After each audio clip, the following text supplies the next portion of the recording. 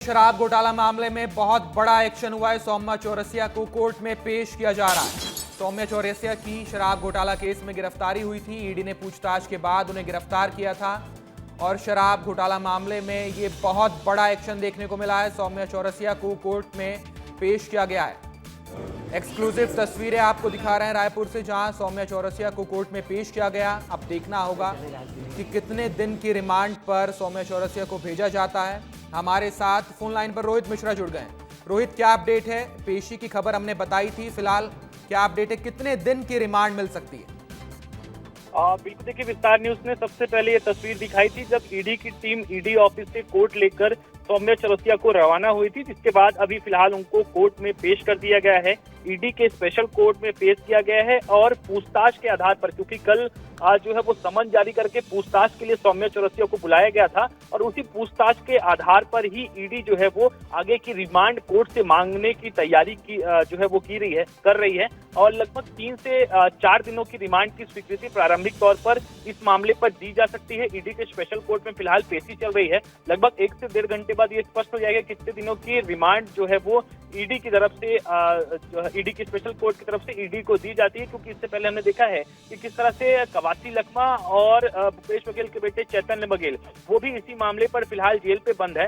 तो ऐसे में जब चैतन्य बघेल की गिरफ्तारी हुई थी और ईडी ने चार्जशीट पेश किया था और उसी चार्जशीट में सौम्या चौरसिया का नाम का जिक्र किया गया था।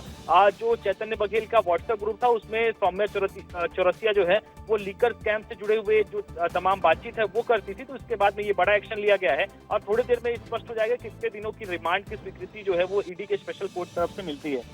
बिल्कुल रोहित, इस पूरे शराब घोटाले के केस में चैतन्य बघेल की भूमिका आपने बताई, कवासी लखमा की भूमिका बताई, वो चैट ग्रुप के बारे में आपने बात की, लेकिन सौम्या चौरसिया की क्या भूमिका थी?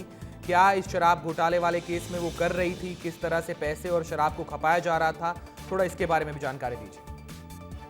बिल्कुल, देखिए, सौम्या चौरसिया पूर्व मुख्यमंत्री भूपेश बघेल की उप सचिव थी और विभिन्न जो छत्तीसगढ़ में घोटाले हुए थे उन घोटालों पे, चाहे कोल का घोटाला हो, इसके साथ ही आय से अधिक संपत्ति का मामला हो, तो ऐसे 4 एफआईआर पहले भी दर्ज थे जिसपे गिरफ्तारी सौम्या चौरसिया की हो चुकी थी। लेकिन उसके बाद में के बाद में जब शराब घोटाले की जांच शुरू हुई तो शराब घोटाले पे आया कि पैसे कहां से लेने हैं, पैसे कहां पे दिलवाने हैं। जो पूरा नेक्सस अनवर टेवर और एपी त्रिपाठी जो कि आबकारी अधिकारी थे उनके नेतृत्व में चलता था, उस नेक्सस में एक अहम भूमिका पे सौम्या चौरसिया भी रहती थी प्रशासनिक स्तर पर।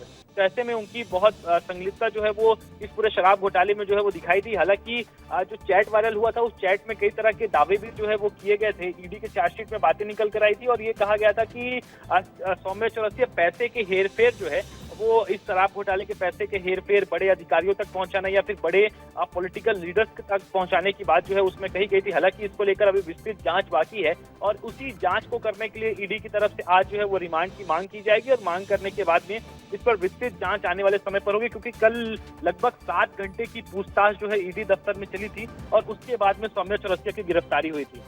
बिल्कुल रोहित, 3 से 4 दिन की पुलिस रिमांड मिल सकती है, यानी पूछताछ के लिए पुलिस को और भी टाइम मिल सकता है। बहुत बड़े बड़े मंत्रियों के, नेताओं के नाम इस पूरे मामले में सामने आए थे और सौम्या चौरसिया तो वैसे ही कई मामलों में संदिग्ध है, जैसा आप बता रहे हैं, कोल का घोटाला हो या फिर शराब घोटाला हो। आपने पूरी भूमिका को भी विस्तार से बताया है, लेकिन इसके अलावा और क्या क्या सौम्या चौरसिया कर रही थी इस पूरे शराब घोटाले के केस में?